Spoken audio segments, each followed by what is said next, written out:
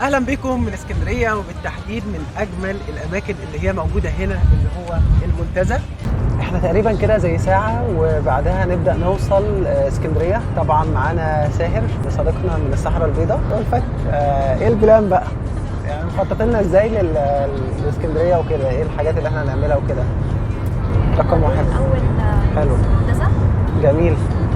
وبعدين نخلصه ناخد لفه في اسكندريه العربيه نشوف الاماكن. حلو وفي الاخر بيكون في مكان اسمه بحري، بيبقى شكل البحر مع المراكب هناك حلو جدا. حلو جدا. يبقى مبدئيا كده المنتزه، يعني احنا عندنا البلان البسيطه المنتزه، وبعدين نقابل الناس، وبعدين بقى نشوف اليوم هيمشي معانا ازاي يعني. طيب دلوقتي قابلنا حد اسكندراني اصيل، شيرين، اصحاب ألفت وكده. شيرين بقى هي اللي هتكون معانا الجايد. اسكندرية أحسن ناس عالبحر ماشية تتمخطر من سيدي بشر لأبو العباس. واول مكان هنبدا بيه هو المنتزه. وياسمين ويغني فاكرني وبيسأل عني. طيب قول لنا كده يا شيرين، ايه التحفه الفنيه اللي ورانا دي؟ ايه ده؟ ايه الجمال ده؟ ده طبعا دي صورة مشهورة جدا على النت، دايما بيعتبر رمز المنتزه. حلو. ده أصل المنتزه. جميل. أو اسمه الحرملك. ده طبعا بتاع الملك فاروق لما كان بيجي هنا، ده مكانه، ده بيته. خليني اقول لكم، من اول ما دخلت المنتزه صراحه كان الانطباع الاول ما كنتش حاسه صراحه، وكنت شايف الازهر بارك عندنا في القاهره افضل منه بكتير.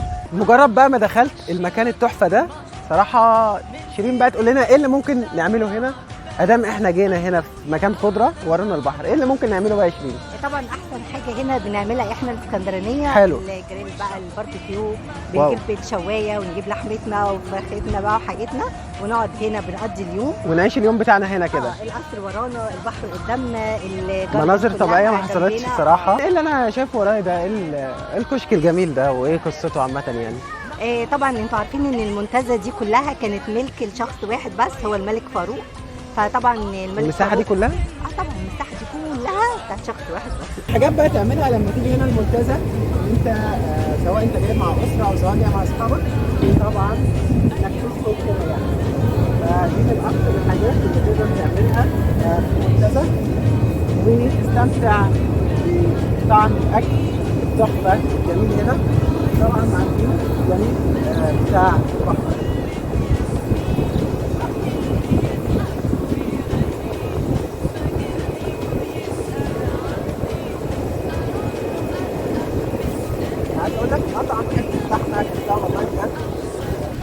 طيب دلوقتي بعد ما خلصنا المنتزه، بنتحرك انا وساهر على هنتحرك بعد كده على فين يا شيرين؟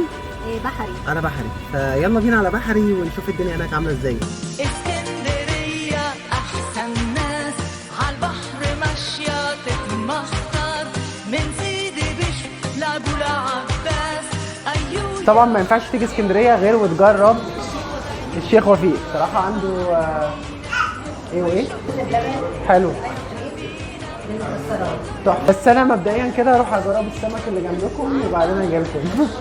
طبعا ساهر مستني هناك. اروح اجرب كده مطعم جنبنا اسمه عبد فرج. تعالوا كده نجرب سمك هنا ونشوف الطعم هنا عامل ازاي. انا دلوقتي طبعا جرب الرز بلبن. انا هنا جامد. طبعا انا متعود عليه، بس حاجه اول مره تقريبا هاكله طعمه مسكر وكده، فخلينا كده بعد ما نجرب نشوف الطعم عامل ازاي.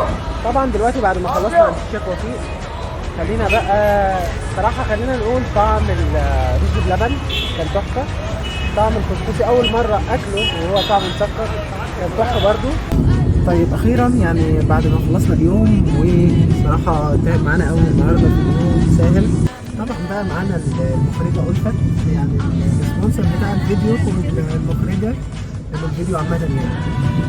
فخلينا بقى معانا هتنهي الفيديو من هنا ألفت. كنت عايزه اقول حاجه، انه بحس طبعا اسكندريه فيها اماكن اكتر من كده تتراح، بالذات الاماكن الاثريه، القلعه، مسجد مرسي ابو العباس، اسكندريه، اماكن تانية كتير. بس للاسف احنا جايين في وقت العيد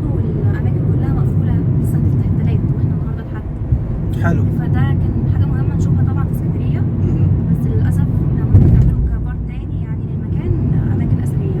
اكيد طبعا. بالنسبه للنهارده يعني ده اسكندريه حاجه مكان رائع جدا. البحر جزء بحري والجزء التاني منتزه المنتزه تحفه صراحه. انا اول مره اعرف ان اسكندريه حاجه جميله جدا. بالمنتزه ومعظم شكلها اماكن اثريه زي قصر المنتزه تحفه فنيه من كل الاتجاهات عامه. كل انواع الحاجات يعني. والله حقيقي انا جيت اسكندريه دي رابع مره اعتقد، بس عايز اقول بالنسبة لي اول مره. بالنسبه لي فعلا اول مره بالمنتزه. طبعا شكرا جدا جدا لشيرين. صراحه اليوم كان مميز جدا بوجودها، وصراحه استمتعنا بكل حاجه. واكيد اهم لانه بيكون طبعا جزء الاماكن الاثريه والحاجات الاهم في البلد. بس فألفت هنا هتنهي الفيديو. اتمنى الفيديو يعجبكم. انا تقريبا قلت كل اللي عندي. اتمنى الفيديو يعجبكم.